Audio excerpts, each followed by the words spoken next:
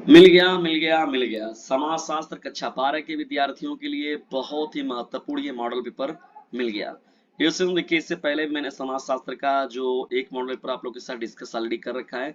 अब देखिए यहाँ पर सेट 2 है, यानी दूसरे सेट की डिस्कशन आप लोग के साथ अब मैं भी इस पर बातें करने जा रहा हूँ आप लोगों के साथ। ये बहुत ही ज्यादा मोस्ट इंपॉर्टेंट है।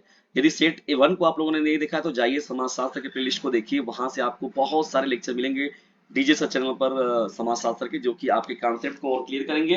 और वहां से बहुत सारे मोस्ट इंपॉर्टेंट प्रश्नों की सीरीज भी आप लोग को देखने को मिल जाएगा। वो कमेंट बॉक्स में आप जा सकते हैं, डिस्क्रिप्शन बॉक्स में जाइए, वहां से मिल जाइए, प्लेलिस्ट दिखा रहेगा आप लोग को, लिखा लिखा है मिल जा रहा है, बस जाके आप लोग को उसे रीडिंग करना है। बस एक बार दो बार सुन लिए तो फिर आप लोग उसको भूलेंगे भी नहीं।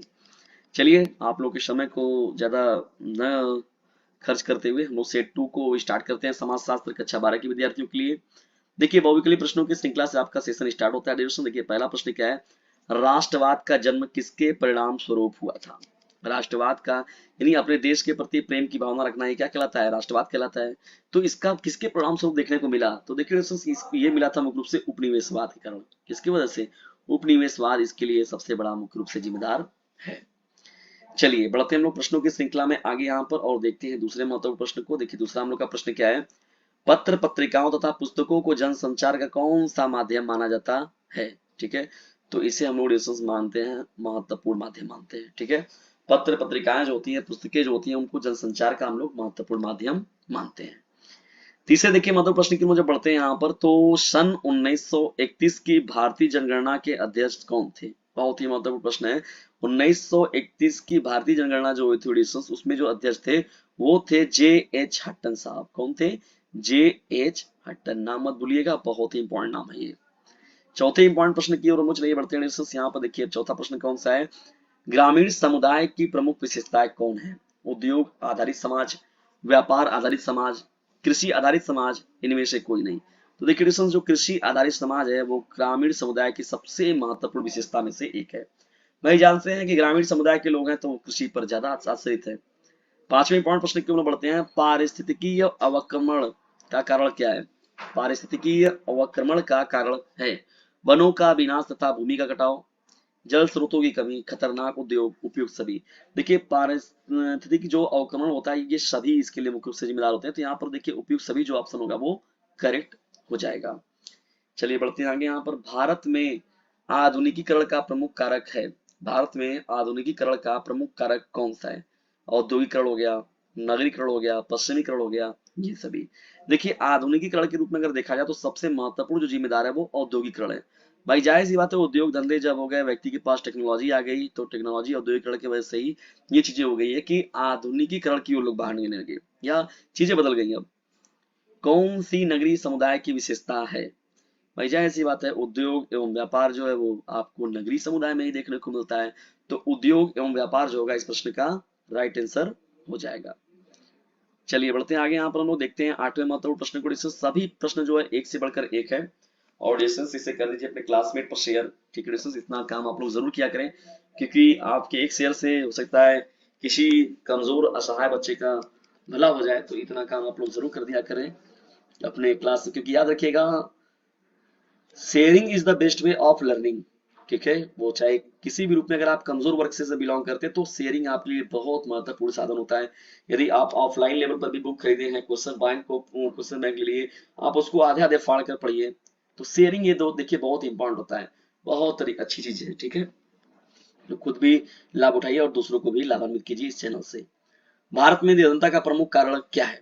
विकसित कृषि हो गई, विकसित उद्योग हो गया, विकसित व्यापार हो गया, रोजगार परक शिक्षा का अभाव। देखिए निर्धनता का सबसे बड़ा अगर कारण देखा जाए तो रोजगार परक शिक्षा का अभाव ही है। ठीक है, तो ये महत्वपूर्ण इसमें से बात हो जाएगा। भारत में जनजातीय आंदोलन का कारण क्या है, सभ्य समाजों से संपर्क, आर्थिक शोषण, दोषपूर्ण वन नीति, ये सभी। तो ये सभी जो होगा इस प्रश्न का राइट आंसर हो जाएगा। ठीक है दोस्तों, ये पॉइंट है। 10वें पॉइंट प्रश्न की हम लोग जब पढ़ते हैं यहाँ पर देखिए, तो सुंदरलाल बहुगुणा को श्रेय है।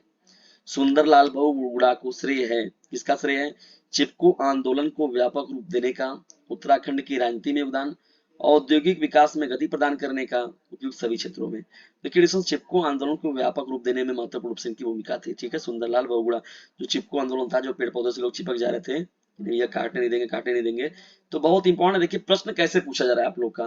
प्रश्न वही पूछा जा रहा है लेकिन थोड़ा सा घुमा फिरा कर, ठीक है दोस्तों। तो उसके लिए तैयार रहिए कि हाँ, थोड़ा सा वो घुमाए, तो ये नहीं कि अपना वो घूम जाए पूरा का पूरा।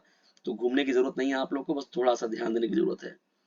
अति लघु उत्तरीय प्रश्नों को भी देख लीजिए दोस्तों। यहाँ पर असमता, क्षमता से क्या आशय, अस्पष्टता क्या है, भारत में प्रजाति विविधता का क्या कारण, देखिए ये सब के सब इंपॉर्टेंट प्रश्न है, और ज्यादातर प्रश्न जो मैंने ऑलरेडी पहले ही करा रखे हैं। तो स्क्रीन शॉट मार के रख लीजिए इन प्रश्नों को, इन प्रश्नों को तैयार कर लीजिएगा।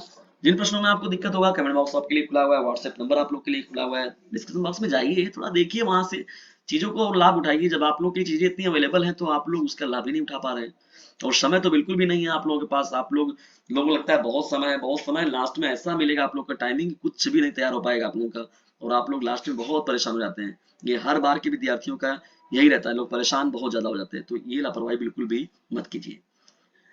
थोड़ा ही पढ़िए, 1 घंटे 2 घंटे ही शाम को पढ़िए स्टडी, लेकिन डीजे सर चैनल के साथ जुड़कर जरूर कीजिए। और अपने स्तर पर भी जो अपने विद्यालय संस्था से चीजें मिल रही हो तो अच्छी चीजें हैं आपके लिए। कल्याणकारी राज्य से आप क्या समझते हैं, भारत में जनजातियों की रीति विशेषताएं, देखिए ये सभी प्रश्न है आप लोगों के, इन सभी को देख लीजिएगा। ये अति लघु उत्तरीय प्रश्न है, उसके बाद लघु उत्तरीय प्रश्नों की सीरीज है यहाँ पर। इन सभी प्रश्नों को भी देख लीजिएगा, अच्छे से तैयार कर लीजिएगा। देखिए 21, 22, 23, 24, 25, 26, ये सभी के सभी जो प्रश्न है इंपॉर्टेंट है।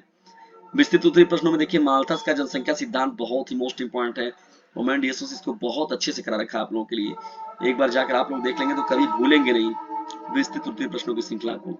औद्योगिकरण और नगरीकरण का परस्पर संबंध विचार कीजिए, ठीक है। औद्योगिकरण और नगरीकरण के बारे में देखिए पूछा गया है।